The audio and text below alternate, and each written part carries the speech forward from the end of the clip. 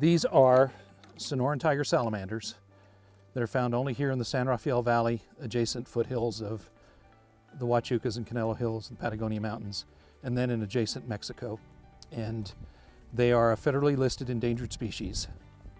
The Arizona Game and Fish Department has been working closely with the Forest Service, with Fish and Wildlife Service, Arizona State University, and now with the University of Arizona to understand more about the biology of these animals so that we can manage them properly given their limited distribution and their endangered status.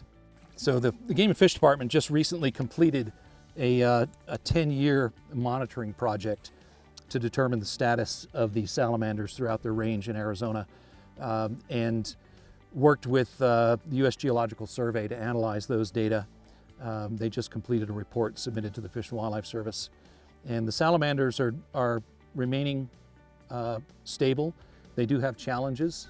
Challenges include drought, drying of their habitats, as are invasive species. In this particular area, the invasive species we worry most about are bullfrogs, which are not native to the southwestern U.S., and a variety of sport fishes that some people will introduce into these stock tanks for their own personal fishing enjoyment, which is an illegal act, but folks do it anyway.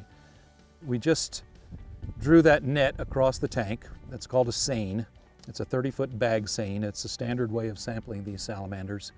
It does a couple of things. One, it covers a lot of the volume of this stock tank, so we have a better shot at picking up salamanders in that net.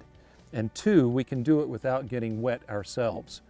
One of the greatest threats to this salamander that I did not mention a moment ago is disease. There is a virus that attacks these salamanders, and once it infects one salamander in a stock tank, pretty soon everybody gets it and everybody dies.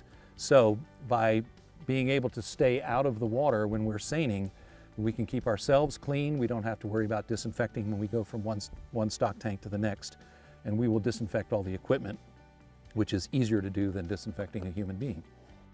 We've been working with our colleagues at Washington State University. They've been looking at or using eDNA to see if they could determine whether tiger salamanders are at a particular site, or bullfrogs or Chiricahua leopard frogs, a variety of species that we're interested in. And the reason that eDNA can be valuable to us is that it would be a way of monitoring these sites without all the work we just put into it.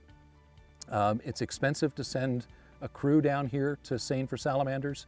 It takes a long time. In a day, we would probably do 5 or 6 sites tops, and there are many dozen sites that we need to sample.